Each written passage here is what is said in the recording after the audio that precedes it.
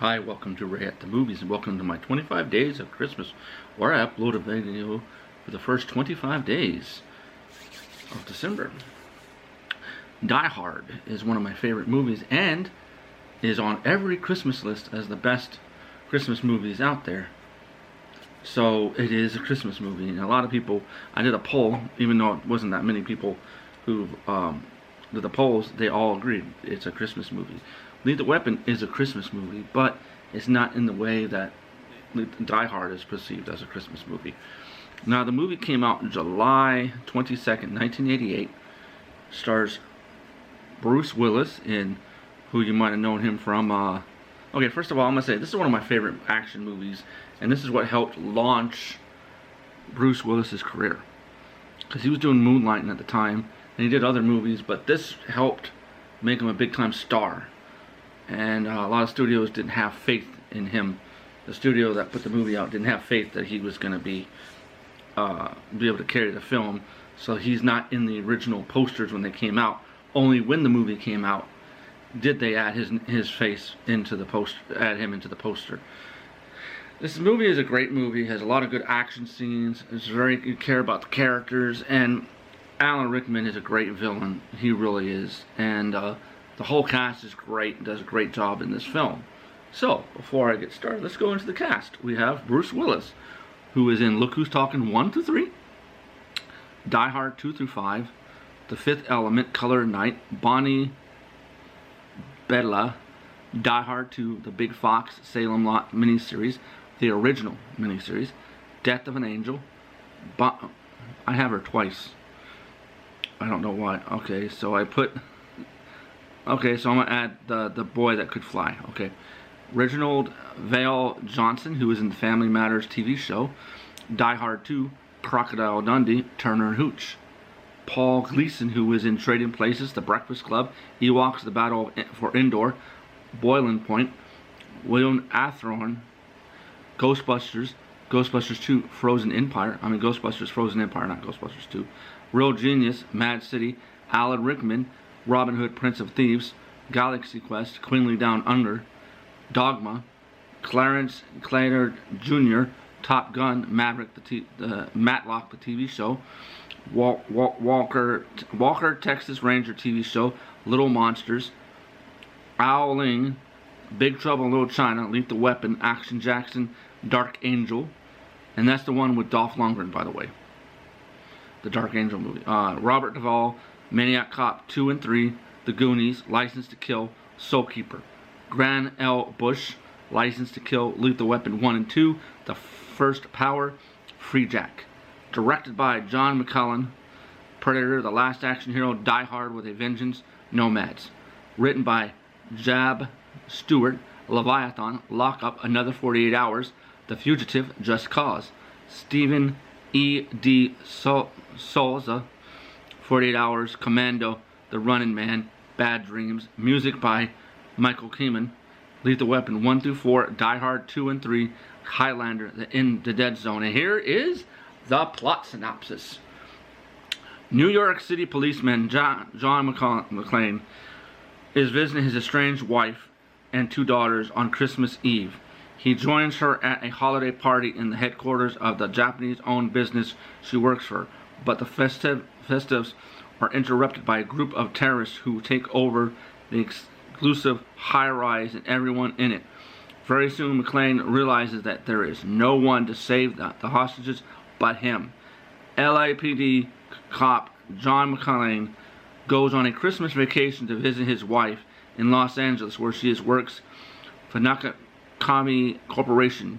While they are at the Nakakami headquarters for the Christmas party, a group of robbers led by Hans Gruber take control of the building and hold everyone hostage, with the exception of John. While they plan to perform a lucrative heist, unable to escape with no immediate police response, John is forced to take the matters into his own hands. The fictional Nakakami Plaza is the headquarters for 20th Century Studios, so the studio could use one of its own buildings and didn't have to hold back on stunts and action sequences. While Jab Stewart was writing the screenplay, he did a tour of the building and immediately incorporated some of the locations and objects he found there into his script as set pieces, such as the cart that McClane and Carl end up riding during their fight. The company charged itself rent for the use of the then unfinished building. Some of the middle floors were occupied by legal and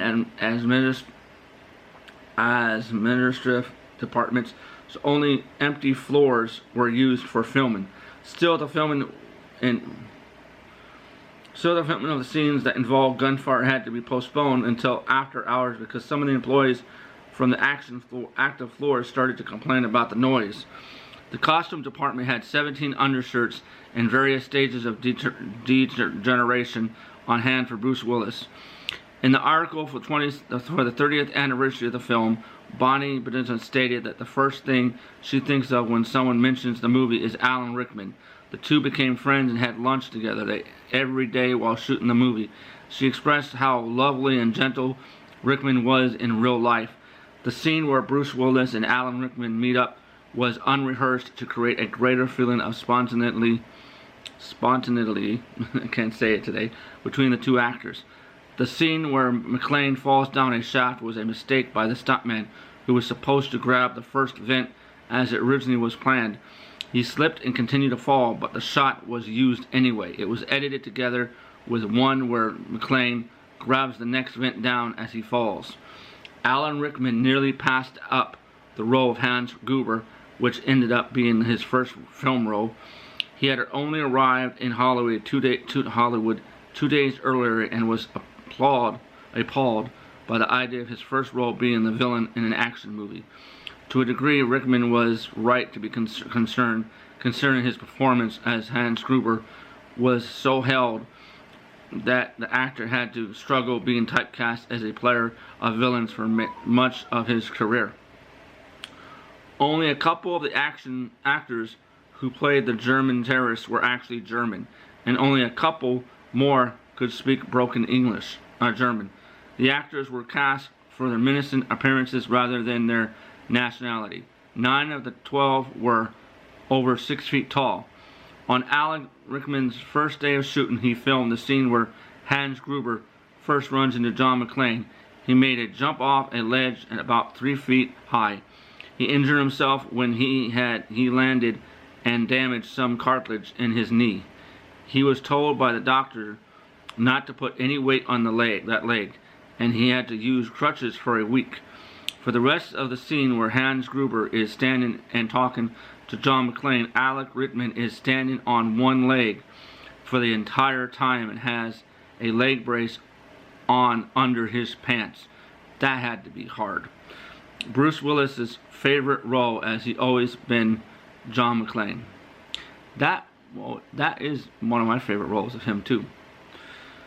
Bruce Willis' exhaustion from his schedule, he was also shooting Moonlighting, forced Stephen E. D. Sousa to beef up the roles for other characters, giving characters like Al Powell, Ellis Allegany, and Richard Thornburg more personality and screen time.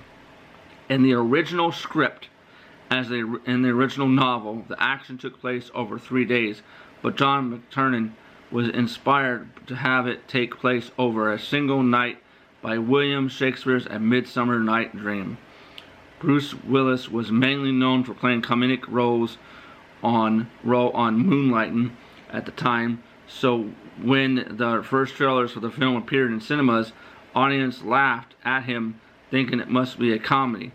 For a brief time, Willis's face was even removed from posters to prevent expectations of it being a comedy, hence the use of the comedy building for the poster. Once the film came out and received a positive response, Willis's face was added back onto the poster. That has to be frustrating, or had to be frustrating for Bruce Willis to have that happen, because they thought he wasn't going to be able to carry a film. Jab Stewart was given the task of adapting Redrick Thorpe book Nothing Lasts Forever, and had some difficulty writing the screenplay until he had a near-death experience while driving at night in Los Angeles after a fight with his wife. He was driving behind a truck carrying refrigerators, and one of the fridge boxes fell out of the truck. because he was so distracted. He noticed too late how all the cars in front of him had quickly dodged the box, but luckily for him it was empty. He realized that if he had died, he wouldn't have been able to apologize to his wife. This inspired him to give a clear motivations to John McClane and Holly's characters. They wanted to reunite with each other after having a fight. 20th Century Fox formally admitted that this film is a Christmas movie after stating that it's the greatest Christmas story ever told. It's a new trailer to mark the 30th anniversary of the film's release. However, debate on whether it's a Christmas movie or not among fans continues to this day. It is a Christmas movie. True and true. I really like this film. This movie is a movie that is perfect to watch every Christmas because it is a Christmas film. You don't even have to watch it during Christmas because it is an action movie.